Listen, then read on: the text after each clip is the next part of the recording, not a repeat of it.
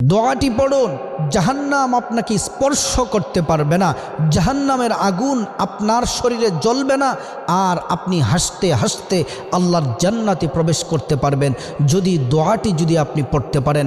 আমরা সকলেই তো চাই যে জাহান্নাম যেন আমাদেরকে স্পর্শ করতে না পারে, জাহান্নাম আল্লাহ আমাদের জন্য চিরদিনের জন্য হারাম করে দিক। আর অফুরন্ত নিয়ামত জান্নাত, যেখানে সুখ আর সুখ, শান্তি আর শান্তি, নিয়ামত আর নিয়ামত, ওই জান্নাতে আমরা সবাই তো যেতে চাই। জান্নাতে যদি আপনি যেতে চান আর জাহান্নামের আগুন থেকে যদি বাঁচতে চান, এই দোয়াটি পড়ুন। যখনই অবসর থাকেন তখনই পড়ুন, 5 ওয়াক্ত নামাজের পরে পড়ুন।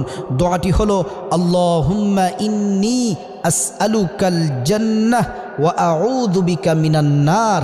এই দোয়াটি পড়লে আল্লাহ জাহান্নাম থেকে আপনাকে হেফাজত করবেন এবং জান্নাতে আল্লাহ তাআলা আপনাকে প্রবেশ করাবেন।